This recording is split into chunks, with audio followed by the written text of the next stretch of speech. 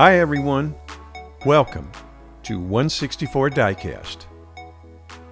In this video, we are looking at the 100% Hot Wheels two-car set called Vintage Pony Wars Road Racing Set 2.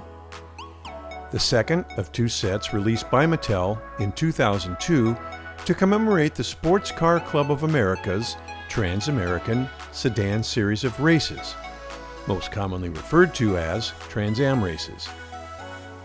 Started in 1966, these sanctioned races were heavily supported by the American car manufacturers.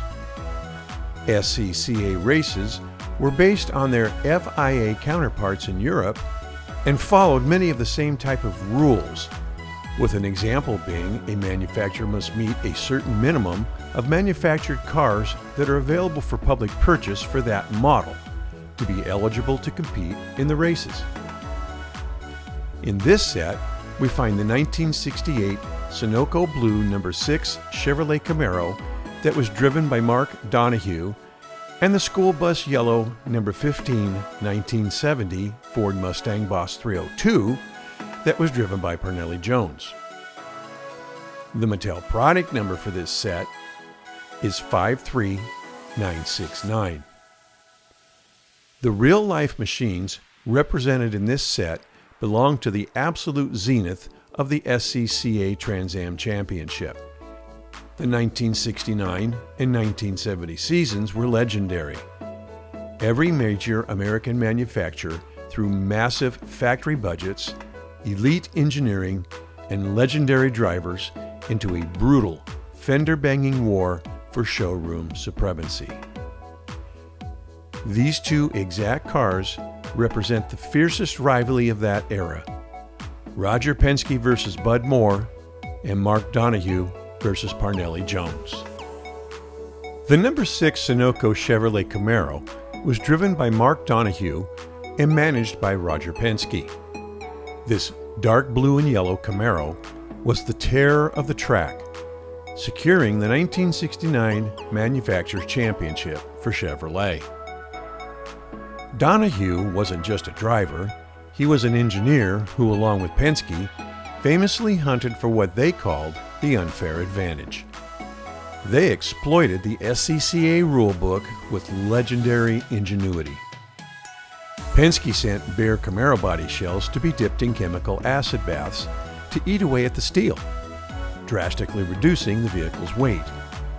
Once the car was underweight, they strategically placed lead ballast low down and in the corners to perfect the car's balance.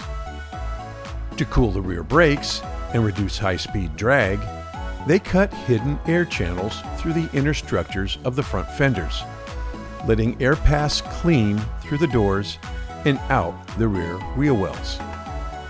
While Ford teams took 4 minutes to change front brake pads during endurance runs, Penske's crew used a custom vacuum retraction system on the calipers.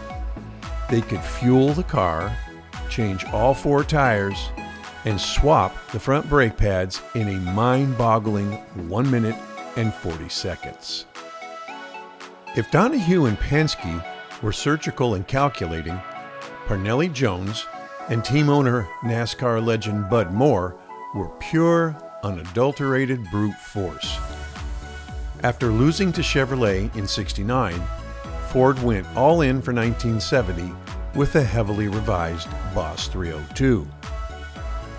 Parnelli Jones brought an aggressive, dirt track, open-wheel racing style to the sports car crowd. He famously treated the heavy Mustang like an axe, muscling it through corners with reckless abandon and terrorizing anyone who tried to hold the line against him. The sheer toughness of this No. 15 car was cemented at the 1970 season finale at Riverside. Early in the race, a backmarker slammed into Parnelli, caving in the Mustang's right side, damaging the front spoiler, bending the drive shaft, and forcing an emergency pit stop. Dropping to 10th place with a battered, smoking car that physically wouldn't turn correctly, Parnelli flat out refused to lose. To make right-hand corners, he literally smashed the car over the track curbings to get it up onto 2 wheels. he aggressively hunted down the entire field, passed his own teammate George Follmer, and won both the race and the 1970 Trans-Am Championship for Ford. Underneath the racing graphics, both cars were restricted to a 5-liter or 305 cubic inch engine limit per SCCA regulations. The Camaro used a highly tuned Traco Engineering Chevy 302 V8, screaming past 8,000 RPM and pushing roughly 450 horsepower. The Mustang ran the high-breathing Boss 302 V8 featuring massive Cleveland-style heads mated to a rugged 4-speed top-loader transmission. They both utilized side-exit straight-pipe exhaust systems that exited just ahead of the rear tires. On race day, a grid of 30 of these cars didn't just sound loud, the vibration literally shook the ground. The 100% Hot Wheels Vintage Pony Wars Road Racing 2 two-car set is a tribute to the absolute wildest, loudest era in American road racing history.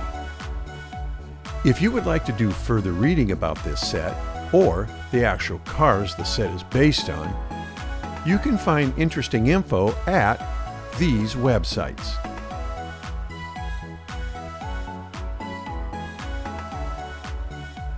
I hope you enjoyed this look at the fire-breathing era of Trans-Am racing with this set. I will do a video on set 1 further down the road.